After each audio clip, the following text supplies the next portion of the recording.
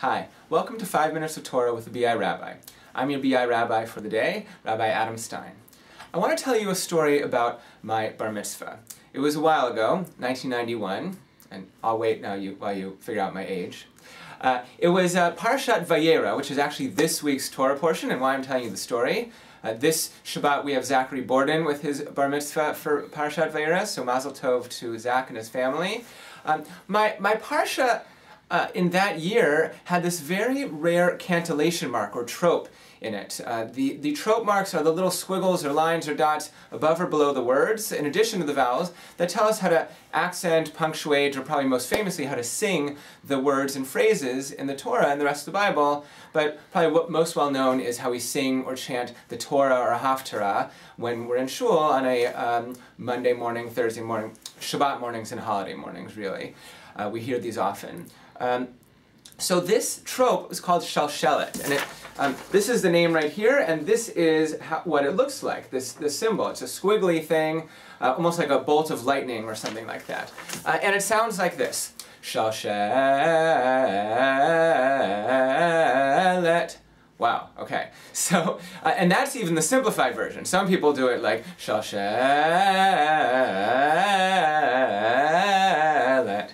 So it's a really big thing, and it only shows up fewer than 10 times in the whole Bible. And I remember singing it at my bar mitzvah, actually in our trope class for a year leading up to bar mitzvah. Our cantor would make me sing in front of the class all the time because he knew I had one. At my bar mitzvah, when I sang it, my aunt, who was still at the bima, because she had just had an aliyah, she sort of looked up from her book in a surprise when she heard me doing this thing. So in Parshat Vayera, my portion and Zach's portion, it was right here. This is the verse. It's okay if you can't read all of this, but right here is that word that has the shalshelet, the lightning bolt looking thing, vayitmama. Okay? So vayitmama. And it means, and he lingered. And it's talking about Lot, or Lot. In Hebrew, the nephew of Abraham, and not such a great guy in the Bible, but he's told by some angels, 3 angels who come to Sodom and Amorah, Sodom and Gomorrah, where Lot lives.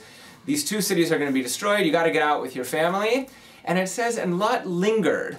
They're grabbing hold of him, trying to pull him out, and he lingered. He was sort of not so sure about leaving his town and all his possessions and everything. And so it uses that word, and he lingered.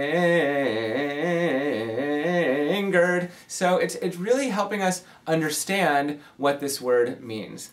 Now it shows up here, and this week it shows up another time in Genesis, maybe 2 more times in Genesis, once in Leviticus, 4 times in the Torah, 3 other times in the rest of the Bible, and those 7, that's it. One of the other times in Genesis is Joseph, okay? And it says Joseph refused, okay? It's, might be here. It's one of these sheets I have for you here. Joseph, now they're on the floor, okay? Pick them up because maybe I'll kiss these pieces of paper. It says Joseph refused. Who is he refusing? Potiphar's wife, the one who's trying to seduce him, okay? So it's like, and he refused. He's really not sure if he's going to refuse, because he's a young guy being seduced by this beautiful woman. So I think that the nafkamina, in Aramaic and the Talmud, we say nafkamina is what do we take from it? What do we take from this? Well, a couple of things. It's a great reminder that these symbols that our ancestors, the Masoretes, 1,000 years ago, gave to us when they applied all these symbols to the words in the Torah and the Bible, they can give us some help in understanding the Torah and the other books of the Bible as we're trying to gain meaning from it in the punctuation, the accents, and the singing. But also, you know, in English, shalshelet, I'll go back to it right here. It means chain. It doesn't mean lightning bolt, even though it looks like it, but it means a chain. So it's sort of making a chain of notes, and you know, the chain for me is the chain of the Torah, the chain of these words, these letters, and bringing the notes and the letters together. But it's also the chain of tradition. And it just brings me back to something that I've been working on a lot. I mentioned this in last week's video. This project we call BI Neighborhoods, and it's bringing young families together together in groups of 5 or 6 or 7 families, sort of based around where they live, because people have moved out to so many different places around Metro Vancouver and beyond.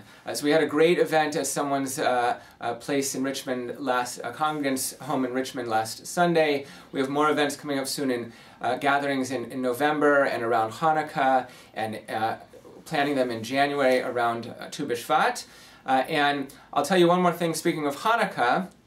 We have our big event for the synagogue for Hanukkah just a week before Hanukkah starts on November 25th. It's a big Hanukkah brunch. So check out our website or our emails, or just come by the synagogue to find out about our Hanukkah brunch on November 25th. Shabbat Shalom.